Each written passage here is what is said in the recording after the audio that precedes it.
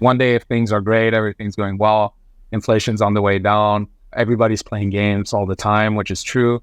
But then the next day, it's like, oh, user acquisition doesn't work. Advertising is going to end up disappearing. Web2, and then same with Web3, right? We're realizing they have to try new things to figure itself out. People realize with the last NFT wave, empty hype isn't going to work. We need actual users. We need people to interact. We need people to retain, and we need people to play for a long time.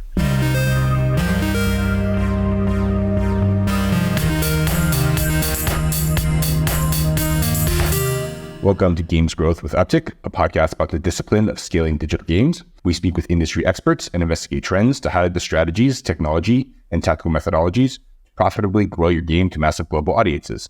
If you're interested in learning more, visit us at Upptic.com. My name is Xander Acosta, Director of Marketing here at Upptic, and joining me today is my co-host, Warren Woodward, co-founder of Upptic. And our guest, David Johansson, CEO and founder of Making Studios and Seascape Network. Awesome. Thanks for joining us, David. Very excited to have you. Just before we started recording, I was telling the story of how I first learned about BLOCKLORDS, which is the game that you're working on now. We'll be talking about a little bit. Just walked into GDC a couple years ago, and right as you went into the conference booth, there was a giant BLOCKLORDS booth that was like, 25 feet tall. And I was like, okay. It's a castle. Now, like, okay. Now I've heard of you. I'm not going to forget that. Yeah. Xander's like, you got to come see this. Yeah, I love going to a conference with like a good conversation starter, because you're talking maybe 100, thousands of people every day, and just having a castle behind me. That was the first time I was able to be like, enter my abode. It was very good conversation starter with everyone. Yeah, I think this will be a cool conversation today, David. You're one of our favorite partners building in Web3, and your team takes a very different approach, which I really respect, which is it's not like we're building a Web3 game. It's like we're building a big-ass game with big ambitions.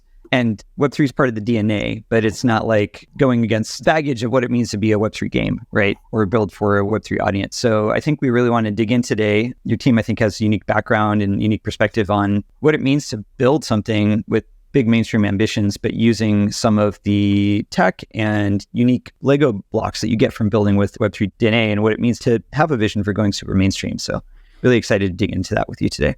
Yeah, likewise. I mean, BLOCKLORDS is our baby. We've been working on it a long time, and there's been a few different iterations to it. And we started working on it before I think the word Web3 was even around.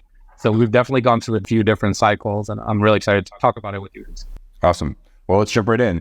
So I want to start with a little bit of table setting. And will you tell us a bit about yourself and your background prior to Making, Seascape, and BLOCKLORDS, and we'll take it from there. Yeah, so I've always been creative. I've always been into entertainment. I've always been into gaming. I'm from Sweden, so that's where I'm based now in Stockholm. But I'm also half French, so kind of grew up all over Europe, but always had this fascination with entertainment and Hollywood. And initially, I didn't want to be a game developer. I wanted to be a filmmaker. And that brought me to the US. I went to San Diego State University, which was a really good program for making films. And it wasn't as theoretical as some of the other more fancy programs out there. But we were on set, every week. We were making movies. We were making our own movies. We were helping crewing up with other people, other students' movies, and really fostered this love in me for creative processes, right? And creating creative products from nothing to launch, right? I mean, we call it launching gaming or just to release it and film. Worked in Hollywood a few years, started off as a development intern. So I was reading scripts, giving feedback on scripts, got my way into assistant's office. Worked at Phoenix Pictures for a little while, right after they launched Black Swan, which was, back then was so edgy. I loved it. And worked with another producer, Yozu Interactive. So really got deep into the industry of creating, right? And just loved it and thought I would do that forever. Kind of randomly, my visa ran out, because I was still a foreign student. So I had to leave the US. Almost got married just for the visa, but thankfully didn't, and ended up in China. And in China, I was working in film for a while, but then realized the passion wasn't quite strong enough to work for no money, 18-hour days on these really cool sets, really cool movies and commercials, but it just wasn't worth the time we were putting in and the dangers, right? Because sometimes we'd be up on a 15-meter up high rig doing kung fu shots, right? With no safety rigging. You touch the scaffolding and there's current running through it because nobody's grounded the electricity, right?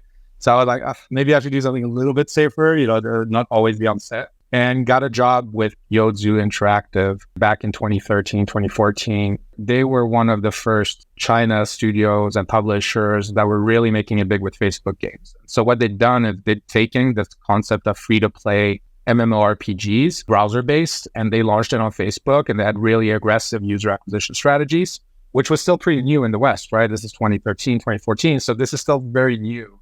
And they were just doing really well. They were drawing, I think, that over 100 million signups, I think over 10 million daily active users at the peak. They were just bringing a lot of revenue. And I didn't love the game, but I loved the process of making games. And I was just blown away. Like, how is this game making, that much money and actually drawing in that many users? And so saw the potential of Facebook, saw the potential of free-to-play gaming. I'm sure you guys were around the industry around then as well. It was a really cool, crazy time. And at the same time, mobile was really coming up and Clash of Clans came out around then. That was just taking over the world, right? Essentially, I was able to work my way up at that studio to creative director. And because it's China and things move very fast, I was creative director within 6 months, essentially, of starting there. And in charge of a pretty huge team and doing everything from game design, obviously localization and content, audio, film, voiceover, you name it. I was doing anything that had a creative spin on it. And my filmmaking background was obviously helping me a lot. And I always had this cinematic vision that I brought to the games I've worked on. And obviously that's a big part of BLOCKLORDS as well, is how we create content. And yeah, essentially worked at Yozu for a couple of years. And then my manager at the time, she received funding to make a World War II game and asked me to be lead creative director on that game. And that was a game called Liberators. And that was perfect for me because I've been playing strategy games my whole life. I started from the first Total War Shogun. I just loved it. I love this feeling of like, oh, wow, here you are leading troops, 5,000, 15,000, 50,000 troops, whatever, on a battlefield, and you're right in the middle of it. And then, of course, with my free-to-play background that I've been building over those years in China, just the economics of making a strategy game were just so interesting to me, how you manage your resources, how you deploy your resources. And because we were a game studio, it was obviously very important. How do we monetize the users? How do we keep the users retained as long as possible? How do we make sure they stick around and engage with the community and so on and so forth? So Liberators did quite well. We had about 500,000 monthly active users. We launched in 2015, I believe. Yeah, 2015. And we got Game of the Year on Facebook that year. We were the top on the list that Facebook does every year. I don't know if they still do, because Facebook games aren't what they used to be. But that's essentially also when I started being a little burned out with free-to-play gaming as it was. And I was seeing this weird dichotomy. It's funny because you guys are marketing guys, and it's going to be interesting to hear your take on that. But I was seeing so much money being spent on acquiring the users, and then so much focus being put on engaging the whales and getting them to spend as much as possible, but so little focus being put on the fish, right? The guys who actually you do pay to acquire, but who then don't end up spending money. They were really overlooked on this. And all the fun was built for the people who actually paid in the game, but very little focus where it was put on the users who would end up actually keeping the game fun and keeping the community going and keeping the game alive, so to say. And right as I was having these feelings is when I discovered Bitcoin, right? So a friend of mine was telling me, hey, look at these ICOs. This is 2017 by then, so a few years have passed. Look at ICOs, look at Bitcoin. And then I was like, oh, what's this? A bit skeptical at first. But then as I got into it, it took probably a week or two or just going down the rabbit hole, something I'm sure you've experienced as well. And, once I got how Bitcoin worked, how blockchain was actually a solution for making digital assets valuable and safe store of value and a safe exchange of value for users, once that clicked in my brain, after a few days, and I got deeper into the decentralized economies and things, I was like, okay, gaming and crypto is just a perfect match, right? Yeah. The more I looked at it, the more it made sense. And everything from the community, from the memeing, from how users handle resources, how users engage with their game and with the games and their digital goods. I just knew I had to go all in, essentially. So I didn't rush in because I felt, okay, the tech's not ready. There's a lot of things to figure out. The market's not ready because this is right as the ICO bubble is happening, right? So projects are raising hundreds of millions of dollars, right, with these ICOs.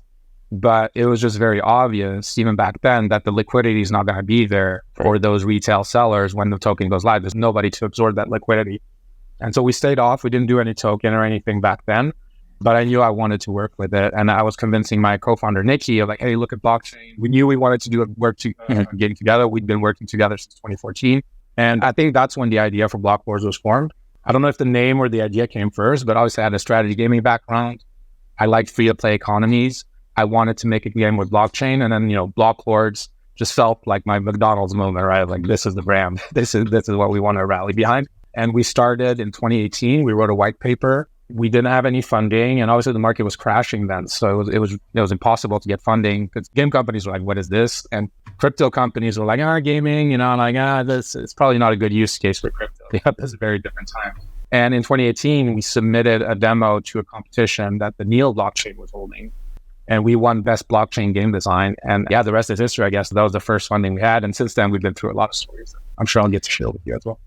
Yeah, thanks for taking us on that journey, David. And it's quite a journey that you've been on. I can relate in many ways. I also had the path of Southern California film school, kind of grinding away in the film industry, different part of it. I worked as a producer and editor, a lot of music video and documentary. And even when you find versions of success, it still always feels like a struggle and grind. I don't know if that was the same as your experience, but I gravitated towards gaming, came in through that route. If anyone hasn't seen some of BLOCKLORDS marketing materials, I think a great place to start is checking out some of their shorts and trailers. Not just blowing smoke, like there's amazing cinematic quality to it. And I think it makes a lot of sense with the background of your team and you personally. You almost market it a bit more like a hybrid of a game and a movie.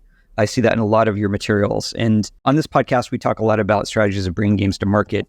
I'd love to dig in a little bit more about how you think the DNA, your history and your team gives you maybe a unique perspective and strategy on how you want to bring BLOCKLORDS to market as you guys really launched. Yeah, so when we started, it was really about, okay, we're a blockchain game. We're going to do everything on chain. Every battle is going to be a transaction. Every hero is going to be an asset on chain. Everything you do is going to be blockchainified, right? And, we were ambitious. Not ambitious, I was able to be a little bit naive, and we didn't realize how early it was in the technology, right? Like we thought we could do anything and make it as seamless and smooth as what we've been building in Web2 games, which is already quite hard. But then when we got into Web3 and we realized how much of an issue it is to get a user to install a wallet, to understand what it takes to keep your assets safe. People look for customer service, on Telegram and Discord, and basically scam attempts are more regular, more common than actual customer service people, right? So in the early days, we wanted everything to be on chain. We wanted everything to have value. We wanted everything to be verified. And what we realized, over those years of BLOCKLORDS 1.0, as we call it, is that a lot of users, while they like the good parts of Web3, the decentralization and the access to the liquidity, they don't want it to affect their user experience.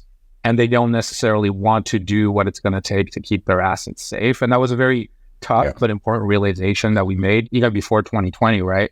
Realizing that, when we entered into 2020, DeFi summer starts happening. Definitely NFTs were on the up by then, and also gaming was really starting to become a more prevalent narrative.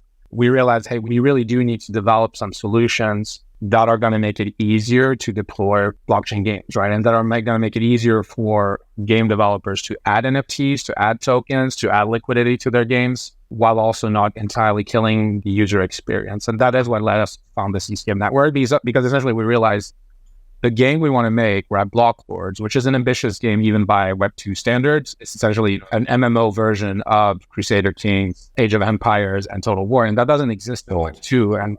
And the reason it doesn't exist is because the incentives aren't quite there. And here comes Web3 with the liquidity, with the incentives to actually make a game like that possible.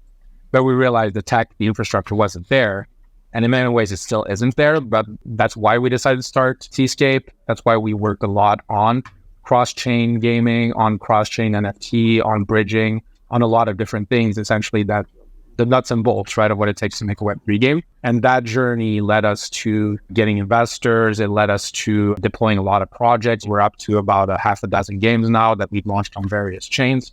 And through that journey, we were actually able to raise the funding and get the connections and the contacts, such as yourself, right, who are able to help us make BLOCKLORDS the game that we want to make. And to answer your question, essentially, we want to launch it as an experience, as a free-to-play project that anyone can join, and as a game that's strong enough on its own right to allow some users who maybe would never touch Web3 before to maybe give it a chance or to give a try just because they want to get an in-game reward or something like that. Yeah, and David, you touched on this quickly, but for the listeners, could you clarify what's MetaKing, what's Seascape, how both relate to BLOCKLORDS and your team's mission?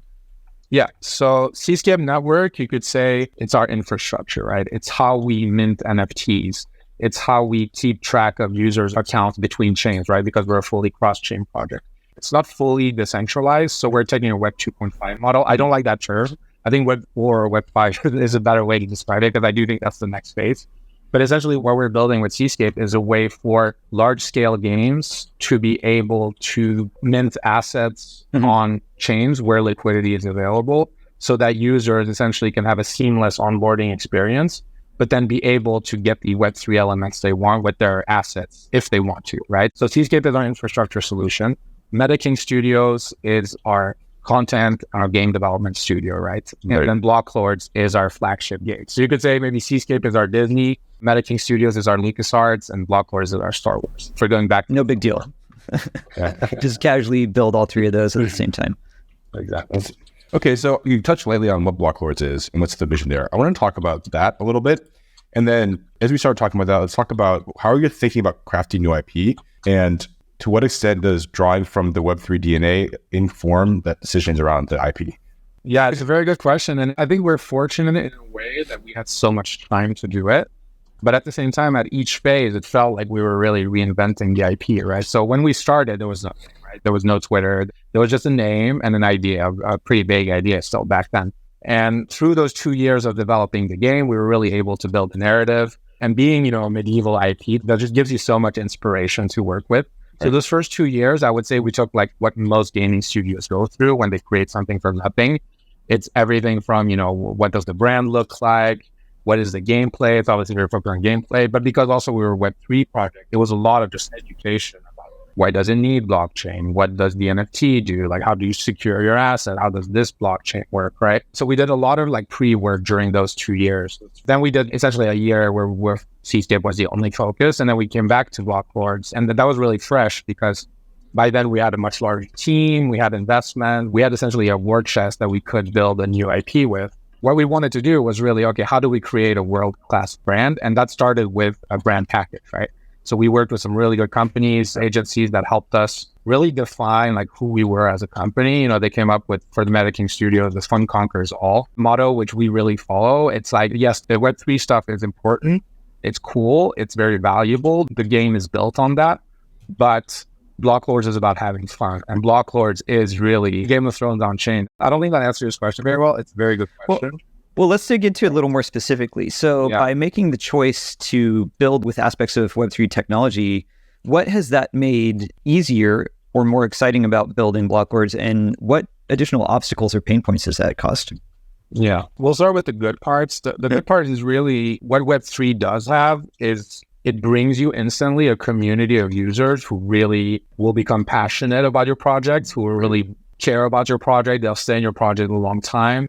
They're willing to spend quite a lot into your game in order to build it. And they also understand that the game is new, that there's a lot of work to be done. So in a way, it's a way to get a really exciting community of users in right away, And I think in Web2, it takes much longer to get those first 1,000 users than it does in Web3, just because Web3 has those incentives built into it.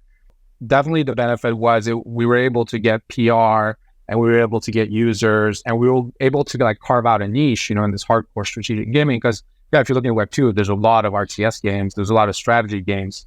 It's really hard to stand out. But actually in Web3, as long as your concept is not like everybody else's, and as long as you do it well, it's quite easy to get interest into your project, right? So that's definitely the good part. The bad part is also that it does attract some people that are probably only there for the profits, right? And then if the profits don't present themselves immediately, that can create a toxic environment. And we definitely struggle with that early on. But over time, we've been able to kind of weed out who the real core users who really like the game and who really want to help us build this game are. And we've been able to lean in on that. So yeah, I'd say the good and the bad is kind of, it weighs itself off. And obviously it depends on the market as well. Yeah, it makes sense.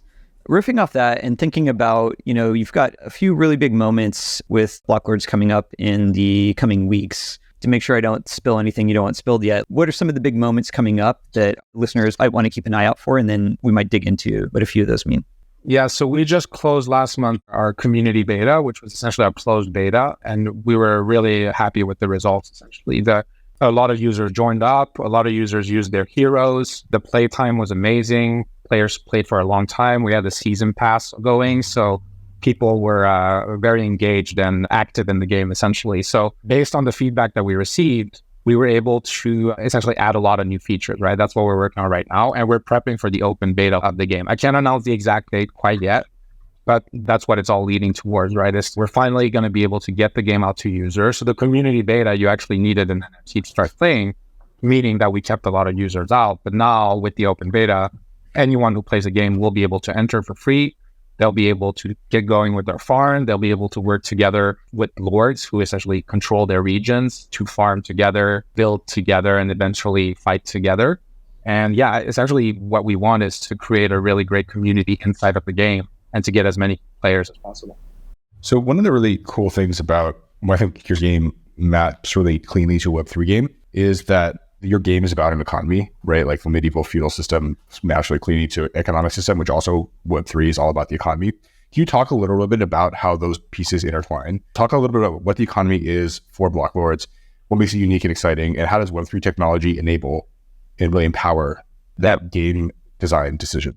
Yeah, so when we started BLOCKLORDS, the initial idea was you have a hero, you upgrade your hero, you get cool items, you craft items for your hero that'll make them somewhat unique. And then as you take over resource points, you will earn resources that you can then use to craft items and that you can trade in cities with other players who might want your items, right? And if you control the city, you will actually earn taxes from people trading or creating resources in your city. That was the initial version of the game. What we realized is the early version of BLOCKLORDS was really lacking classes for user and real ways to drive engagement from different types of users who would then benefit and contribute to the game different ways, right? So when we started version 2, or the current version, right, BLOCKLORDS 3D, we actually call it, essentially what we wanted to do was build a system with a lot of asymmetrical incentives. So that means that essentially the user experience is when you start as a new user, you will start as a farmer, right? You have nothing to your name. You have a hero. That's all you have. All you have is a hero and your time. So essentially you pick a region. This is where I'm going to settle. You build your own little farm. You start chopping wood. You start mining rocks. You start building buildings. It's your farm. You control it. You build up your wealth within your farm. You recruit squads to help you to do different tasks. There's about 11 or 12 different resources that you can collect.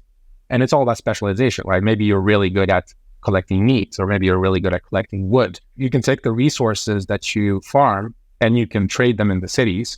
You can trade them for other resources, or you can actually trade them for ale. And ale is essentially a currency that is the lifeblood of the economy. It will be used to get married and it will be used to have children. So a big part of the economy is that your heroes, who are a very important part of your gameplay, who are a manifestation of your achievements in games in many ways, they will actually die. So we're introducing NFT permadeath, because of course every hero can become an NFT if you choose to mint it. Because we're introducing hero permadeath, it's very important that you build your family legacy, that you get married, that you have children, and that you pass down your wealth, that you pass down your strength, your achievements through the generation, right? And that creates essentially an in-game sink where a lot of resources are being consumed and used up or driving to the next generation, right? Which is not how it works in the real world. I was going to say, much like real life children are a currency sink as well. Well, it also makes a lot of sense just because it solves one of the core problems that a lot of these early NFT games have, which is just inflation, because you just have assets that can proliferate. And so my thought was always like, if you're going to have an NFT game, in many cases, we need ways to kill NFTs. And so it's really interesting to implement. Exactly. The economy is quite complex. Yeah, I'm very excited to hear about it. So essentially the farming economy is the backbone, and it's how wealth is created and how wealth is used within the game. But, farming, some people, I'm a war type player. I like going to war when I play games. And essentially what you can do is you can choose to stay a farmer and maximize your farming outputs. And that's totally fine. And a lot of users are going to choose to do that. And that's why we want to make the farming as fun as possible. But if you want, you can create army squads. And these army squads, you'll then be able to actually go out on the world map with and attack other farmers and steal their resources. So essentially you can become Vikings of the BLOCKLORDS ecosystem and go on these raiding parties. Now that's all good and well. It's a high risk, high reward lifestyle. You may lose some troops, and troops do consume a lot of resources. So you got to make sure your production at home is good enough, or that your rewards from raiding are good enough to maintain this warrior lifestyle. That said, if you start stealing from neighboring regions too much, that's going to really anger the level 3 players. And the level 3 players are the lords and ladies. And the lords and ladies, now we're getting more into like whale territory. They are unique heroes. They control, there's only one lord or lady per region, and they actually earn taxes from all the farmers. So they want to make sure that they have as much tax revenue flowing to their coffers as possible so that they can invest in the cities, which will, again, increase the output of their farmers. They're not going to be happy if raiders are just stealing resources from them. So what they can do is offer bounties to knights who will essentially defend farmers from raiders, right? At the top, we have kings, and kings essentially go to war against each other and, fight for the wealth and the good of their land. So this is really what we're trying to do here, is asymmetrical incentives. different types of users will earn or benefit different types of ways, but they have to contribute different ways as well. And that's how we build sustainable economy.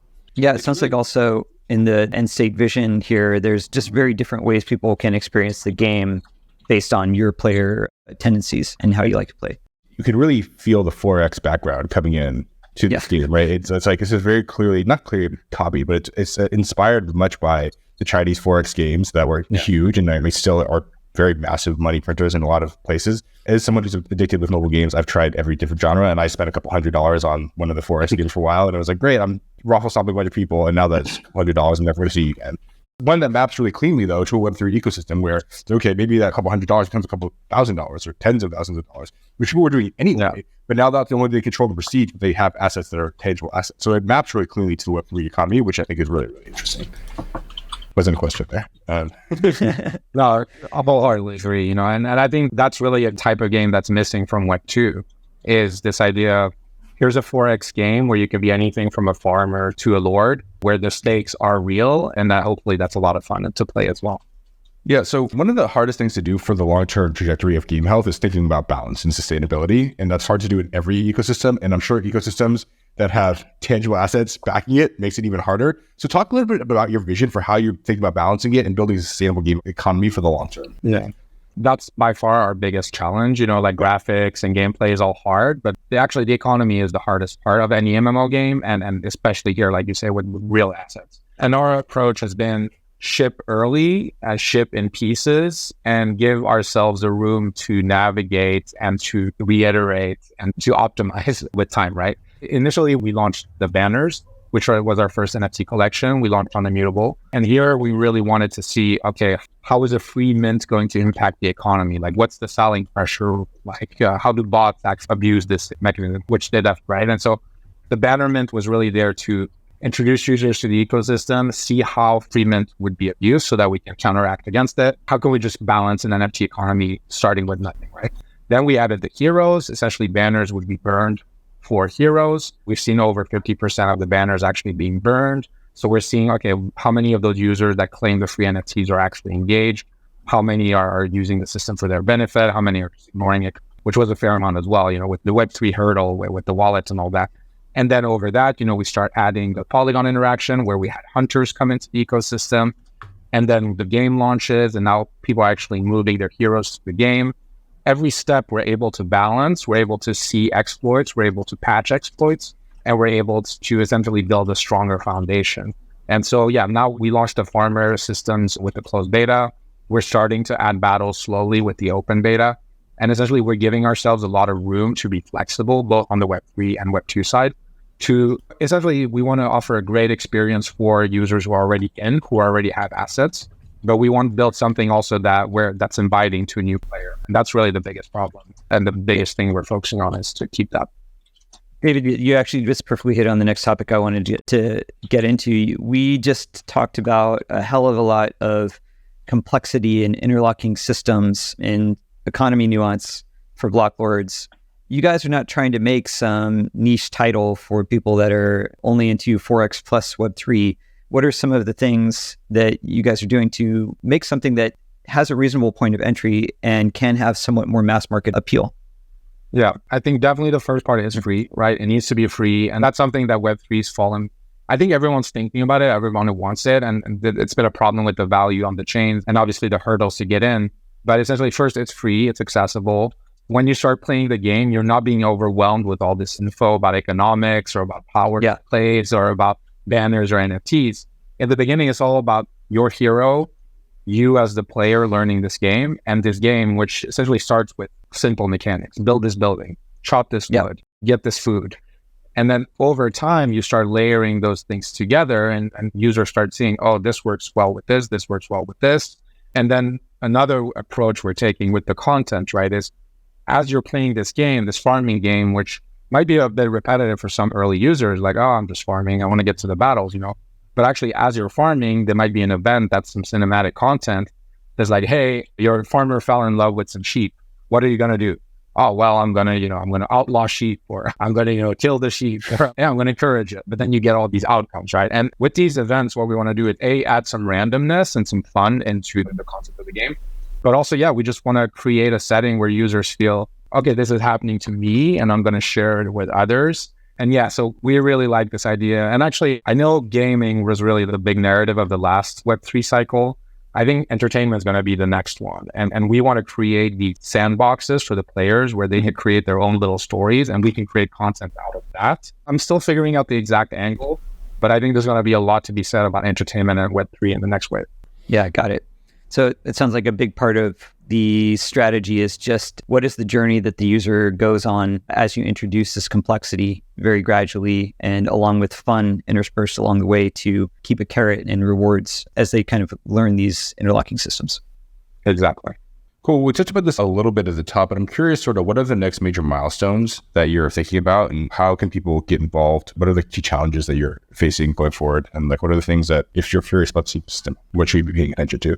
So game development's hard. And like you said, the balancing with Web3 economy is extremely hard. And so those are the big milestones coming up. First is the open beta launch, right?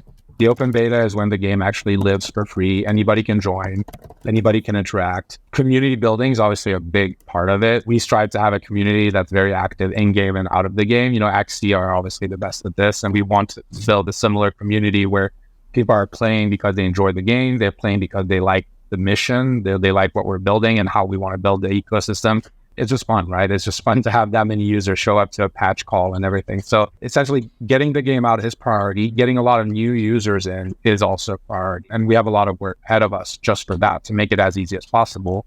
Once we have as many users as possible, how can we take as many users as possible within the game and then actually get them to mint their assets, to get them to actually interact with NFT marketplaces, to get them to actually learn what DeFi is. Because, I'm a big DeFi believer, but it's very hard to add DeFi systems in the game when it's so scary to many users. So that's definitely the first phase one with the open beta. And after that, we have a really exciting phase. Once we have, a lot of free users, a lot of Web2 users that we're actually able to get into Web3, that's when we can start having a lot of fun with the tokenized assets inside the game and to really get this economy out. And, for us, the biggest milestone, we want to be essentially the EVE Online of medieval. I was literally going to ask MMORPGs. how much of EVE is an inspiration like 5 minutes ago. It sounds just like it. Yeah. It's a huge inspiration. I mean, Crusader Kings and EVE Online are both huge inspirations. And they both have that reputation of being very hard to get into, right? EVE is the kind of play that everybody wants to play theoretically because they're like, spaceships. I want to be a space miner. But then you actually play it, and you're actually just it's not that fun. Rockets, right? You're traveling, for 40 minutes, and then probably being attacked by pirates on the way, and then it's not that fun. And Crusader Kings, I actually worked on Crusader Kings for a little while, and they had a huge leap between Crusader Kings 2 and Crusader Kings 3. And Crusader Kings 2 was not approachable at all and very hard to get into. But once you got into it, the stories you were able to create were just amazing. And then with Crusader Kings 3, they were actually able to make that approachable. And so I think if we can make something, an economy of the complexity of EVE Online, in a medieval setting with a bit more of an approachable free-to-play spirit to it, I think we're going to be in a real interesting place in the market, both for Web2 and Web3 games. And actually, the biggest compliment of my career was earlier this year when I presented BLOCKLORDS to Hilmar from CCP. And actually, he told me it was a really interesting project, a good pitch, and that it could work. So I think that's the best compliment I received in my career. Well, as somebody who's put like 400 hours into Crusader Kings 3 over the last 2 years, and I'm down. Sign me up. It's a good one. I just started a new campaign. We got to get a multiplayer. Sure. Awesome. And then also, David, I believe you guys also announced that BLOCKLORDS is going to be available on the Epic Store soon. That's right. And it's all part of the mission of really, how do we make this game accessible to as many users as possible? We did realize when we were having direct downloads on our website, there is a bit of a lack of trust, especially in Web3, which makes sense. People are skeptical of like, hey, who are these guys? Why do I have to download something? And working with a partner like Epic Games is really that sign of trust that we feel a lot of users are going to appreciate. And that's going to help us get more users, right? So we're really excited about going into the Epic Games Store soon. Yeah, this is a tricky conversation that we've had with several of our partners on kind of the pros and cons of working with the large platforms. I think particularly within Web3, as you said, there's sometimes additional trust issues. So while you're inserting an additional step, and also from a business perspective, you have to give a platform a cut in most cases, can go a long way to add air of legitimacy and trust, which I think is something that you guys probably maybe factor in more than most, being that you're trying to build a larger, more accessible IP here. Exactly. I mean, Apple, We're hoping to get on the App Store when the mobile version comes out a bit later. PC is our main focus right now. And yeah, the platforms at the end of the day, they have the position they have because they can get users. And if Web3 doesn't put more focus on getting users, then we're kind of going to be stuck where we are now. So that's definitely a big focus. Okay, David. So last question, I want to widen the aperture and look to the future. How do you see the games industry evolving over the next couple of years? And how does BLOCKLORDS and MetaKings and Seascape fit into that overall vision for the future of gaming? Yeah, so the gaming industry, like the general economy, is in a really strange position right now. It's like we're getting very mixed signals, right? Like one day if things are great, everything's going well, inflation's on the way down, everybody's playing games all the time, which is true. But then the next day, it's like, oh, user acquisition doesn't work. Advertising is going to end up disappearing. Players only play, huge $300 million titles or very low effort indie titles. So I think Web2 is also in a phase where most games are really trying something new. We're realizing they have to try new things to figure itself out. And then same with Web3, right? I think a lot of people realize with the last NFT wave that, just empty hype isn't going to work. Like we need actual users, we need people to interact, we need people to retain, and we need people to play for a long time. So for us, it's really, first, we want to build a great game, right? We want to build a game that we love, that we want to keep playing. And, I loved it because for a long time, I wasn't, like back in the Web2 games, I loved my job because it was just, I wake up, I play games for 2 hours, I get feedback, and then I do business things, right? And then I had like a long period with Seascape and MetaKing where I had games to play, but I didn't have great games to play, right? And now we're back to a point where every morning I'm waking up, I'm playing a great game, I'm improving the game, and I feel like I'm really making progress.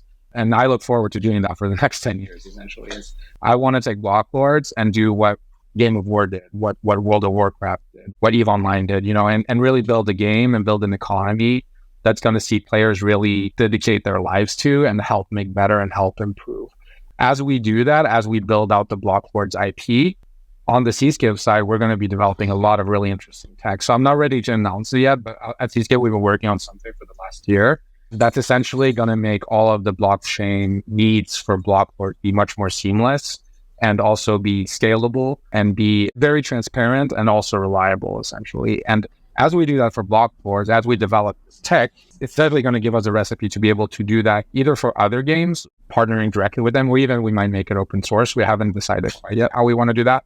But as we're doing that, as we're building out the BLOCKLORDS brand, being an entertainment guy, I see a lot of potential for, okay, what can we do on the IP expansion side, right? I'd love to see a TV show. Okay, but now what we can do is we can maybe do a TV show feeding into the characters that people are actually owning NFTs of, right? And so we've never been hard on forcing a narrative onto BLOCKLORDS. We've always wanted to create the world, create the setting, create the characters, let the users interact, and now they're going to be able to feed us with stories that could possibly be turned into books or movies or TV shows. I mean, I'm obviously going a bit far right now, but that's how we see it essentially. Is building a great game, building a great foundation, and then based on that, we're going to be able to create more content, maybe side games, other assets that can interact with this universe and that are going to be inspired by the users and by the stories they create. Awesome. Well, we'll have to have you back on the podcast when you're ready to announce more about that next initiative. Until then, it was really great having you on, David. Really, really interesting. I love this stuff, obviously, and I'm nerding out about it. So I really appreciate having you on and getting an opportunity to pick your brain. For folks who want to learn more about BLOCKLORDS or get a hold of you, how can they do that? On Twitter, we're at BLOCKLORDS. Come to blocklords.com. That's where you can get the game when we launch the open beta, which is very soon. Our Discord community is popping, so that's a lot of fun. And I'm at Lord of Blocks on Twitter, so you can message me there as well. Awesome. Thank you so much, David. This was really great having you on. I'm super excited for the open beta launch of BLOCKLORDS. I know it has been a journey for you guys. You guys have been through several market cycles, several eras of technology changes and game economy trends in kind of the larger industry. So it's really cool to see this vision. It's been years of work finally becoming more widely available to players. I think it's going to be a really exciting next few months for you guys. Thank you, Warren. And likewise, very excited about what Upptic's doing. You guys are a much needed player in this space. Thanks so much. Yeah, and on that note, the podcast today was brought to you by our team here at Upptic. Here at Upptic, we do all things to help games grow, traditional games, games building with Web3 tech, everything in between. So if you're building a really cool game and are looking for some help in that, we're always happy to talk. So you can reach us at upptic.com. It's upptic.com. Talk soon.